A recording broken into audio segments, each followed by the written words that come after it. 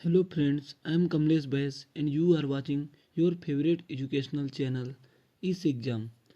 तो आज हम डिस्कस करेंगे क्लास 7 का चैप्टर नंबर 3 जो कि है हीट।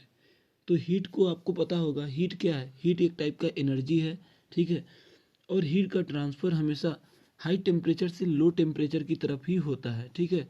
यानी अगर टेम्परेचर में डिफरेंस है तभी हीट ट्रांसफ़र होगा। तो एक तरफ अगर 60 डिग्री सेंटीग्रेड है और दूसरी तरफ 20 डिग्री सेंटीग्रेड है तो हीट का ट्रांसफ़र कहाँ से कहाँ होगा आप बताओ खुद ही।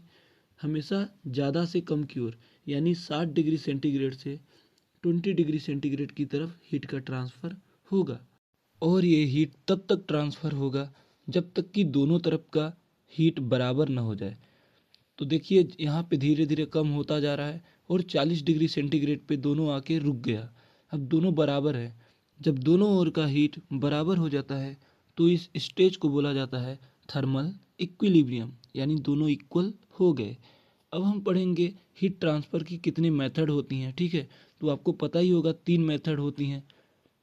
एक होता है कंडक्शन, दूसरा होता है कन्वेक्शन और तीसरा होता है रेडिएशन, ठीक है। तो सबसे पहले देखेंगे कंडक्शन। तो जैसा कि आप जानते हैं जो कंडक्शन होता है वो सॉलिड मटेरियल में होता है। तो मान लो कि यह कोई कॉपर का रॉड है, इसमें हम कंडक्शन देखने वाले हैं। तो मैंने कॉपर के रॉड को एक तरफ हीट किया और वह धीरे धीरे जो हीट है उसका वो दूसरे एंड की तरफ बढ़ने लगा। आप देख पा रहे हैं, ठीक है। क्यों हुआ ऐसा? क्योंकि आपने पढ़ा है कि जो सॉलिड के जो पार्टिकल्स होते हैं, सबसे पहले वो सॉलिड का पहला वाला पार्टिकल गर्म होगा हीट पाके, ठीक। और जब वह गर्म हुआ होगा तो दूसरे वाले पार्टिकल को अपना हीट ट्रांसफ़र कर दिया होगा। ऐसे दूसरे ने तीसरे को, तीसरे ने चौथे को, चौथे ने पांचवे को, और ऐसे करते करते पूरी रॉड गर्म हो गई। क्लियर है?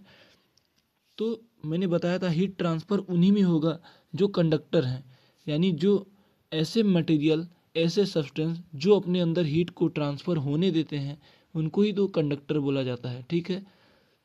अब हम बात करेंगे कन्वेक्शन की। कन्वेक्शन की प्रोसेस फ्लूइड के अंदर होती है, यानी यह लिक्विड और गैसेज में होता है। तो यहाँ हमने सबसे पहले एक बर्तन रखा जिसमें हमने वाटर फिल कर लिया है, ठीक है। अब जब हम इस बर्तन को हीट करेंगे तो बर्तन के सबसे नीचे वाला जो वाटर का पार्टिकल्स था वह सबसे पहले गर्म होगा और गर्म होके ऊपर चला जाएगा, ठीक है। जबकि ऊपर वाला जो ठंडा पार्टिकल्स था वह नीचे आता जाएगा। और ऐसे ही अब जो नीचे आया है वह भी गर्म होगा और वह भी ऊपर चला जाएगा, और ऊपर का जो ठंडा पार्टिकल्स था वह अब नीचे आ जाएगा, ठीक है। तो यही प्रोसेस चलती है कन्वेक्शन में। कंडक्शन और कन्वेक्शन में मेजर डिफरेंस यही है कि जो कंडक्शन में जो पार्टिकल्स था वह मूवमेंट नहीं कर रहा था, जबकि कन्वेक्शन का पार्टिकल्स मूवमेंट कर रहा है, ठीक है। तो यही मेजर डिफरेंस है। और कंडक्शन सॉलिड में होता है जबकि कन्वेक्शन लिक्विड और गैसेज में होता है। अब हम बात करेंगे रेडिएशन की, लेकिन उससे पहले हम समझ लेते हैं थोड़ा सा कि जो कंडक्शन था वह किस में हो रहा था, ठीक। तो कंडक्शन हो रहा था सॉलिड मीडियम में, कन्वेक्शन हो रहा था लिक्विड और गैस मीडियम में, जबकि रेडिएशन के लिए कोई मीडियम की ज़रूरत नहीं पड़ेगी, ठीक है। रेडिएशन का सबसे अच्छा एग्जाम्पल है हमारा सन। सन से जो लाइट आ रही है वह एक्चुअल में इलेक्ट्रोमैग्नेटिक वेव है, और सन और अर्थ के बीच में कोई भी मीडियम नहीं है, यानी कि वह वैक्यूम है। तो वैक्यूम में जो लाइट आ रही है वही क्या है, रेडिएशन का एग्जाम्पल है, ठीक है।